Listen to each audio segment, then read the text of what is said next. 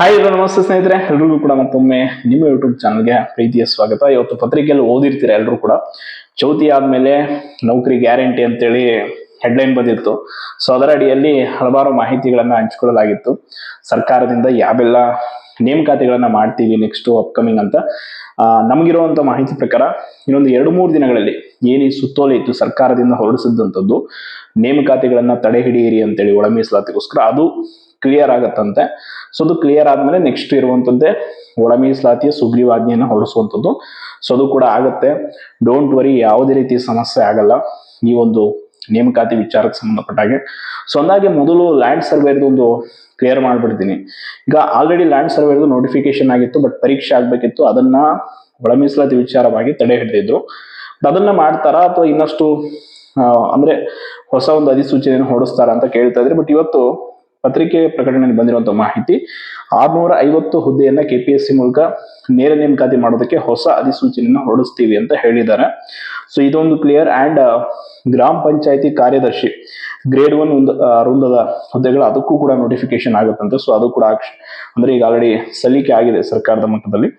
And ಗ್ರಾಮ ಪಂಚಾಯತಿ ಕಾರ್ಯದರ್ಶಿ ಹುದ್ದೆಗಳು ಅಂಡ್ ಕಾಲೇಜು ಶಿಕ್ಷಣ ಇಲಾಖೆಯಲ್ಲಿ ಗ್ರೂಪ್ ಎ ಹುದ್ದೆಗಳು, ಅಂಡ್ ಅದರ ಜೊತೆ ಪ್ರಥಮ ದರ್ಜೆ ಕಾಲೇಜುಗಳಲ್ಲೂ ಕೂಡ, ಇಂಜಿನಿಯರಿಂಗ್ ಕಾಲೇಜುಗಳು ಮತ್ತು ಪಾಲಿಟೆಕ್ನಿಕ್ ಕಾಲೇಜುಗಳಲ್ಲಿ 2000 ಬೋಧಕ ಹುದ್ದೆಗಳನ್ನ ಭರ್ತಿ ಮಾಡೋದಕ್ಕೆ ಕ್ರಮ ವಹಿಸ್ತೀವಿ ಅಂತ ಹೇಳಿದ್ದಾರೆ. ಸೊ ಅದರ ಜೊತೆ ತಾಂತ್ರಿಕ ಶಿಕ್ಷಣ ಇಲಾಖೆಯಲ್ಲಿ ಖಾಲಿ ಇರುವ ಪ್ರಥಮ ದರ್ಜೆ ಸಹಾಯಕರು ಮತ್ತು ದ್ವಿತೀಯ ದರ್ಜೆ ಸಹಾಯಕರು SDA ಮತ್ತು FDA, ಈ ಒಂದು ತಾಂತ್ರಿಕ ಶಿಕ್ಷಣ ಇಲಾಖೆಯಲ್ಲಿ ಖಾಲಿ ಇರುವಂತಹ ಹುದ್ದೆಗಳು, ಅದನ್ನು ಕೂಡ ನೋಟಿಫಿಕೇಶನ್ ಅನ್ನ ಹೊರಡಿಸ್ತಾರಂತೆ. ಸೊ ಅದೆಲ್ಲದರ ಜೊತೆ ಅದಕ್ಕೂ ಕೂಡ ಪ್ರಸ್ತಾವನೆ ಸಲ್ಲಿಕೆ ಆಗಿದೆ. ಸೊ ಅಗೇನ್, ಇನ್ನು ಕಲ್ಯಾಣ ಕರ್ನಾಟಕ ಪ್ರದೇಶದ 7 ಜಿಲ್ಲೆಗಳಲ್ಲಿ ಖಾಲಿ ಇರುವ ಪ್ರಾಥಮಿಕ ಶಾಲೆಗಳ ಒಂದು ಶಿಕ್ಷಕರ ಅದಕ್ಕೂ ಕೂಡ ನೇಮಕಾತಿಗೆ ಚಾಲನೆ ಸಿಗುತ್ತೆ. ಅಂಡ್ ಅದಾದ್ಮೇಲೆ ಆರೋಗ್ಯ ಇಲಾಖೆಯಲ್ಲಿರುವ 120 ತಜ್ಞ ವೈದ್ಯರು ಮತ್ತು 110 ಸಾಮಾನ್ಯ ಕರ್ತವ್ಯ ವೈದ್ಯಾಧಿಕಾರಿಗಳ ಹುದ್ದೆಗೂ ಕೂಡ ನೇಮಕಾತಿ ಮಾಡ್ಕೊಳ್ತೀವಿ ಅಂತ ಹೇಳಿದ್ದಾರೆ. ಸೊ ಇದಲ್ಲದೆ ಪಶುಸಂಗೋಪನಾ ಇಲಾಖೆಯಲ್ಲೂ ಕೂಡ ನೋಟಿಫಿಕೇಶನ್ ಆಗೋದಿದೆ. ಸರ್ಕಾರಿ ಪದವಿ ಪೂರ್ವ ಕಾಲೇಜುಗಳಲ್ಲಿ ಖಾಲಿ ಇರುವಂತ ವಿವಿಧ ವಿಷಯಗಳ ಒಟ್ಟು 4511 ಹುದ್ದೆಗಳ ಪೈಕಿ 814 ವಿವಿಧ ವಿಷಯಗಳ ಹುದ್ದೆಗಳ ಭರ್ತಿಗೆ ಈಗ ಆಲ್ರೆಡಿ ಅನುಮತಿ ಸಿಕ್ಕಿದೆ. ಅಂದ್ರೆ ಅಲ್ಲಿ 4511 ಹುದ್ದೆಗಳು ಖಾಲಿ ಇದೆ ಅಂದ್ರೆ ಪದವಿ ಪೂರ್ವ ಕಾಲೇಜುಗಳಲ್ಲಿ. ಬಟ್ ಅದರಲ್ಲಿ 814 ಹುದ್ದೆಗಳನ್ನ ಈಗ ಆಲ್ರೆಡಿ ಭರ್ತಿ ಮಾಡ್ಕೊಳ್ಳೋದಕ್ಕೆ ಅನುಮತಿ ಸಿಕ್ಕಿದೆ ಅಂತೆ. ಸೊ ಅದರ ಜೊತೆ 400 ಪಶು ವೈದ್ಯಾಧಿಕಾರಿಗಳು, ವೆಟರ್ನರಿ ಡಾಕ್ಟರ್. ಸೊ ಇದು ಕೂಡ ನೋಟಿಫಿಕೇಶನ್ ಆಗೋದಿದೆ. ಒಟ್ಟಾರೆ ಆರೋಗ್ಯ ಇಲಾಖೆ, ಶಿಕ್ಷಣ ಇಲಾಖೆ, ತಾಂತ್ರಿಕ ಶಿಕ್ಷಣ ಇಲಾಖೆ ಮತ್ತು ಪ್ರಾಥಮಿಕ ಮತ್ತು ಪ್ರೌಢ ಶಿಕ್ಷಕರ ನೇಮಕಾತಿ, ಬಂಪರ್ ಅಂದ್ರೆ ಬಂಪರ್ ನೇಮಕಾತಿಗಳು ಇದೆ. ಸೊ ಯಾರು ಕೂಡ ಇದನ್ನ ಮಿಸ್ ಮಾಡ್ಕೊಳ್ಬೇಡಿ, ಆಲ್ಮೋಸ್ಟ್ ಯಾರು ಮಿಸ್ ಮಾಡ್ಕೊಳ್ಳಲ್ಲ. ಅಂಡ್ ಅದ್ರ ಜೊತೆ ಇನ್ನೊಂದು ಮುಖ್ಯವಾದ ವಿಚಾರ, SDA FDA in not only in ತಾಂತ್ರಿಕ ಶಿಕ್ಷಣ ಇಲಾಖೆ, ವಾಣಿಜ್ಯ ಇಲಾಖೆಯಲ್ಲೂ ಕೂಡ ಖಾಲಿ ಇರುವಂತದ್ದಿದೆ, ಕಂದಾಯ ಇಲಾಖೆಯಲ್ಲೂ ಕೂಡ ಖಾಲಿ ಇರುವಂತಹ ಹುದ್ದೆಗಳಿದೆ. ಸೊ ಅದೆಲ್ಲವೂ ಕೂಡ ಭರ್ತಿ ಆಗುತ್ತೆ. ಅಂಡ್ ಅದರ ಜೊತೆ ಯಾವ ಇಲಾಖೆಗಳಲ್ಲಿ ಎಷ್ಟೆಷ್ಟು ಹುದ್ದೆಗಳು ಖಾಲಿ ಇದೆ ಅನ್ನೋದೊಂದು ಸಂಕ್ಷಿಪ್ತ ಮಾಹಿತಿಯನ್ನ ಕೊಟ್ಟು ಬಿಡ್ತೀನಿ. ಕೃಷಿ ಇಲಾಖೆ ಈಗ ಆಲ್ರೆಡಿ AOದು ಎಕ್ಸಾಮ್ ಕೂಡ ನಡೆಸ್ತೀವಿ ಅಂತ ಹೇಳಿದ್ದಾರೆ, ಎಕ್ಸಾಮ್ ಆಗುತ್ತೆ ಅದು. ಸೊ ಅದನ್ನ ಹೊರತುಪಡಿಸಿ 6773 ಹುದ್ದೆಗಳು ಕೃಷಿ ಇಲಾಖೆಯಲ್ಲಿ ಖಾಲಿ ಇದೆ. ಸೊ ಪಶು ಸಂಗೋಪನಾ ಇಲಾಖೆಯಲ್ಲಿ 10755 ಹುದ್ದೆಗಳು. ಅಂಡ್ ಹಿಂದುಳಿದ ವರ್ಗಗಳ ಕಲ್ಯಾಣ ಇಲಾಖೆಯಲ್ಲಿ 8334 ಹುದ್ದೆಗಳು. ಅಂಡ್ ಸಹಕಾರ ಇಲಾಖೆಯಲ್ಲಿ 4855. ಅಂಡ್ ಅರಣ್ಯ ಇಲಾಖೆಯಲ್ಲಿ 6337. ಉನ್ನತ ಶಿಕ್ಷಣ ಇಲಾಖೆಯಲ್ಲಿ 13227 ಹುದ್ದೆಗಳಿದೆ. ಅಂಡ್ ಕಂದಾಯ ಇಲಾಖೆಯಲ್ಲಿ 11145. ಇದರಲ್ಲಿ SDA, FDA ಬೇರೆ ಎಲ್ಲವೂ ಕೂಡ ಸೇರಿದೆ ಕಂದಾಯ ಇಲಾಖೆಯಲ್ಲಿ. ಗ್ರಾಮೀಣಾಭಿವೃದ್ಧಿ ಇಲಾಖೆ ಇತ್ತೀಚೆಗೆ PDO ನೋಟಿಫಿಕೇಶನ್ ಆಗಿದೆ, ಅದನ್ನು ಹೊರತುಪಡಿಸಿ ಕೂಡ 10,898 ಹುದ್ದೆಗಳು ಖಾಲಿ ಇದೆ. ಅಂಡ್ ಶಾಲಾ ಶಿಕ್ಷಣ ಇಲಾಖೆಯಲ್ಲಿ ಅತಿ ಹೆಚ್ಚು ಹುದ್ದೆಗಳು 70,000 ಇರುವಂತದ್ದು. ಸೊ ಅದಾದ್ಮೇಲೆ ಮಹಿಳಾ ಮತ್ತು ಮಕ್ಕಳ ಕಲ್ಯಾಣ ಇಲಾಖೆ, ರೇಷ್ಮೆ ಇಲಾಖೆ, ಪರಿಶಿಷ್ಟ ಪಂಗಡಗಳ ಇಲಾಖೆ, ಈ ರೀತಿ ಹಲವಾರು ಇಲಾಖೆಗಳಲ್ಲಿ ಇದು ಖಾಲಿ ಇರುವ ಹುದ್ದೆಗಳ ಒಂದು ಮಾಹಿತಿ. ಅಂಡ್ ಇದನ್ನ ಹೊರತುಪಡಿಸಿ ಪೊಲೀಸ್ ಇಲಾಖೆ ಆಗಿರ್ಬೋದು ಅಂಡ್ ಬೇರೆ ಇನ್ನೂ ಹಲವಾರು ಇಲಾಖೆಗಳಿದೆ. ಸೊ ಅದು ಕೂಡ ನೋಟಿಫಿಕೇಶನ್ ಆಗುತ್ತೆ.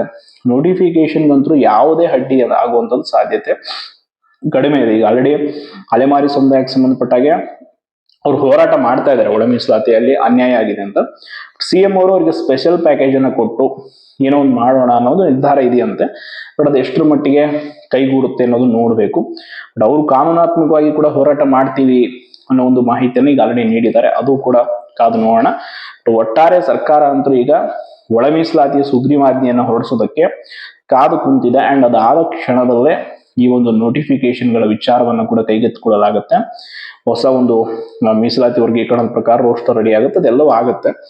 ಒಂದು ವಿಷಯ ಅಂತೂ ಸ್ಪಷ್ಟವಾಗಿರಲಿ, ಯಾರು ಏನೇ ಹೇಳಿದ್ರು ಕೂಡ ಸರ್ಕಾರದ ನಿರ್ಧಾರವೇ ಅಂತಿಮ ಆಗಿರೋದ್ರಿಂದ ಅಲ್ಲಿ ಅಂತಿಮವಾಗಿ ಇವತ್ತು ಆದೇಶ ಏನಾದರೂ ತೆರವುಗೊಳ್ತು, ಒಳ ಮೀಸಲಾತಿ ವಿಚಾರವಾಗಿ ಇವತ್ತು ಹೊರಡಿಸಿದ ಸುತ್ತೋಲೆ ಆದೇಶ, ಆ ನೆಕ್ಸ್ಟ್ ಡೇ ಪ್ರೊಸೆಸ್ಗಳು ಶುರುವಾಗುತ್ತೆ ಅಂದ್ರೆ ಈ ಒಳ ಮೀಸಲಾತಿ ಪ್ರಕ್ರಿಯೆಗಳು.